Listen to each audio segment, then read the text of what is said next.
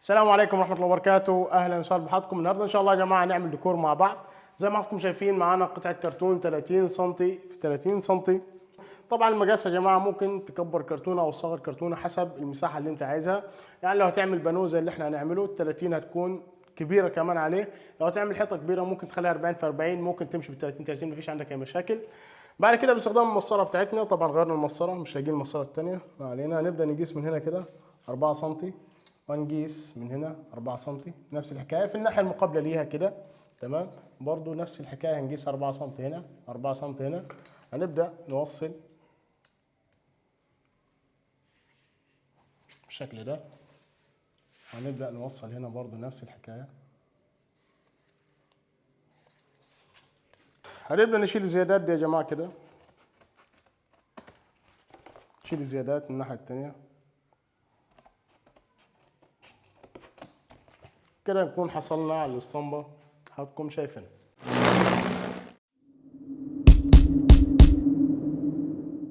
طبعا يا جماعه الاسطمبه بتاعتنا زي ما انتم شايفين طلعت بالشكل ده. هنبدا نشتغل على الحيطه بتاعتنا. طبعا النهارده الحيطه بتاعتنا او الجدار بتاعنا اللي نشتغل عليه لازم يكون مدهون دهان لامع، سواء كان بلاستيك لامع او لاكيه لامع. اللاكيه اللي هو الزيت يعني، ايا كان لازم يكون الدهان لامع، ما يكونش مطفي، لامع او نص لامع يعني مفيش مشاكل. تمام. هنبدا باستخدام الكرتونه بتاعتنا.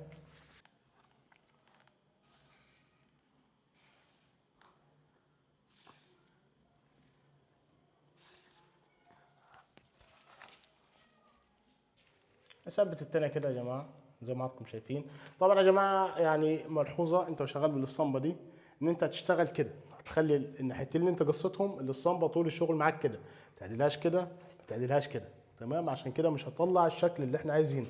احنا اشتغلنا اول واحده كده، فهنمشي باقي الاسطمبه كلها بنفس الطريقه. نثبت الاسطمبه اهي كده يا جماعه، تمام. ونبدا ناخد الخطوط بتاعتنا.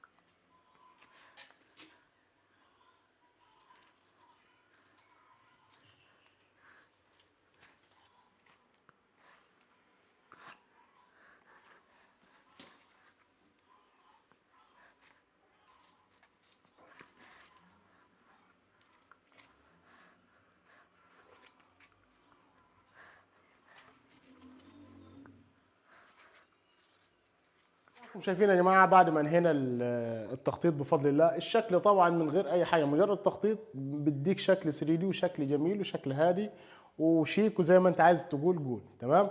ممكن طبعا لو انت عايز حاجه كده في السريع ممكن تلزق لزق 1 سم او 2 سم على الخطوط دي، وتدهن لون مختلف فوق اللون ده وتشيل اللزق بتاعك، وتحصل على الديكور ماليش اي حل. يعني ديكور جميل جدا، وممكن تشتغل بالطريقه اللي احنا هنشتغل بيها النهارده ان شاء الله. معانا مسدس الرش، وده لون اسود يا جماعه. تمام، اللي انا هفضيه في المسدس ده لون اسود اهو. طيب ممكن تسال تقول لي انا ما عنديش مسدس، اشتغل بالسبراي ما فيش عندك اي مشاكل. لكن المسدس هيكون افضل في الديكور ده، لان انا عايز الظل رفيع جدا، فعشان كده استعملت المسدس. لكن انا بتعمد في غالبيه الديكورات بتاعتي ان انا استخدم السبراي، لان عارف ان غالبيه الناس ما عندهاش مسدس. تمام. طبعا الناس اللي تستخدم مسدس يا جماعه في صاموله هنا كده من تحت. لو المسدس بتاعك نفس المسدس بتاعي، هتهدي الهواء، تخلي الهواء اللي طالع من المسدس، شايفين حضراتكم الهواء بيجي هادي جدا اهو. تمام كده. ابدا اخد نفس الاسطمبه اللي انا خططت بيها، وابدا اثبت الاسطمبه بشكل من الاشكال بتاعتي بالطريقه دي. تمام. وابدا اظلل باللون الاسود بتاعي. طبعا ملحوظه، الاسود ده لامع يا جماعه، الاسود ده لامع. لازم الدهانات كلها اللي نشتغل بيها في الديكور النهارده ان شاء الله تكون كلها لامع، ما ينفعش تكون مطفي. تمام.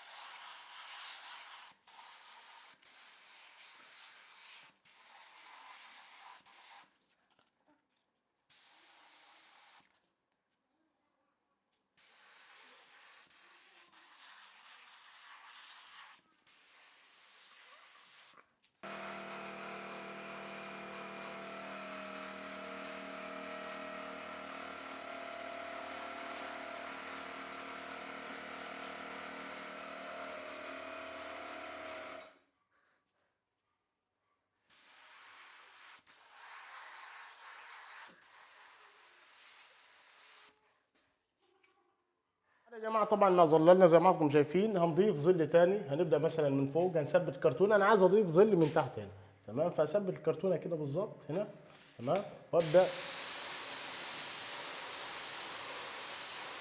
اضيف ظل هنا كده، تمام، واضيف ظل في الاشكال كلها في نفس الاتجاه.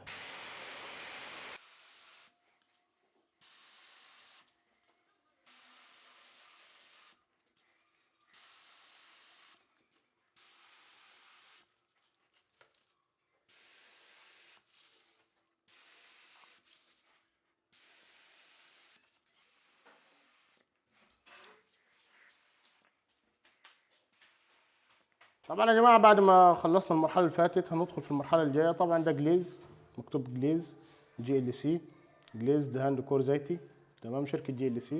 الناحيه الثانيه الانجليزي اهو، تمام كده. طبعا ممكن حد يسالني ما فيش حاجه عالميه مثلا اقدر الاقيها في اي دوله في اي بلد؟ في شركه جوتن عامله ليدي جليز، تمام. ليدي جليز شركه جوتن ده حاجه عالميه، ممكن تلاقيها في اي بلد، سواء كنت في بلد عربي شقيق او كنت في بلد اجنبي هتلاقيها ليدي جليز، وهتكتب عندك على الشاشه كده الاسم بتاعها، بحيث لو انت مثلا شخص متابعنا من بلد بتتكلم بلغه غير لغتنا تفهم الخامه اللي احنا بنتكلم عنها. خلينا نفتح الجليز يا جماعه ونلونه مع بعض ونشوف. ادي خامة الجليز بدون تلوين، تمام. هاخد شوية بالسكينة بتاعتي كده علشان الونهم واشتغل بيهم.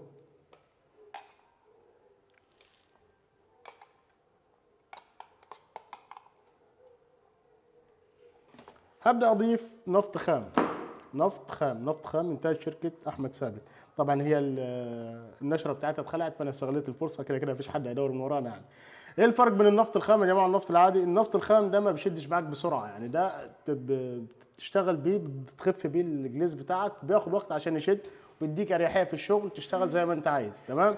لكن النفط العادي ده احنا بنعتبره كصناعيه يعني مضروب، متضاف عليه بنزين، فبيشد معاك بسرعه وما بيديش معاك نتائج حلوه، وممكن يبوظ معاك الشغل يعني.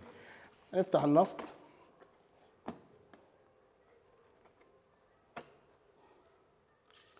طبعا لو عايزين مسمى للنفط الخام او النفط الكويس ده ممكن التربنتين او التربنتين، تمام، يمشي مكانه مفيش اي مشاكل. هنبدا نقلب.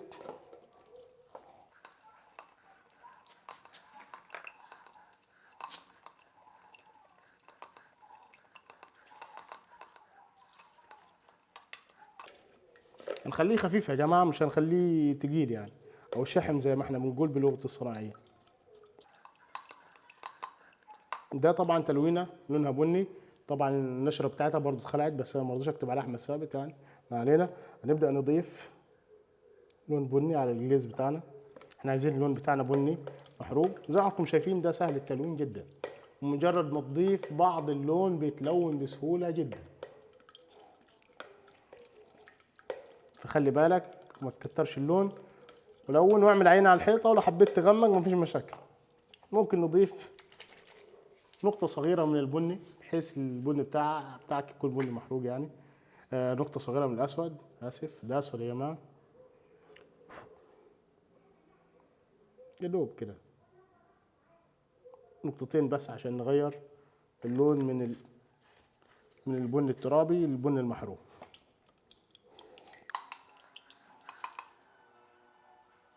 بعد ما يلون الجليز يا جماعه باللون المطلوب باستخدام رولة الدهان، هنبدا ندهن المساحه بتاعتنا اللي احنا خططناها في الاول بالشكل ده.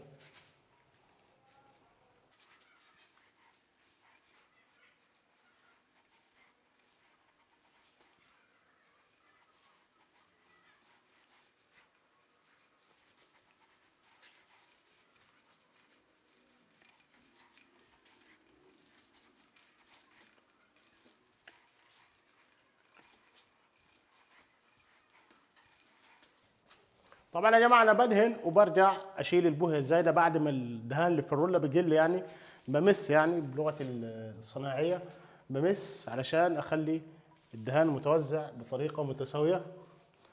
ولان طبعا عايز طبقه خفيفه من الدهان، ودهان الجليس شفاف فالشكل اللي تحت باين، وده اللي انا عايزه، مش عايز الشكل اللي تحت بتاعي يتغطى، تمام.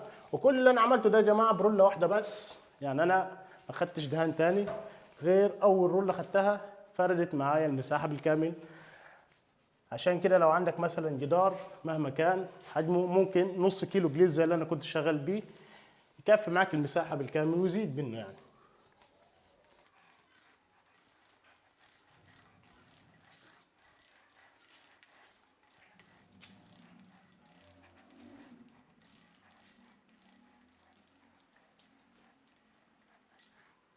الخطوه اللي جايه يا جماعه باستخدام المكنسه او فرشه كبيره، يعني مفيش اي مشاكل، المكنسه او فرشه كبيره هتبدا تشتغل بالطريقه دي، تدق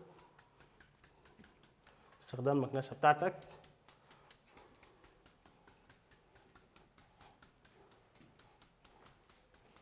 بشكل عشوائي.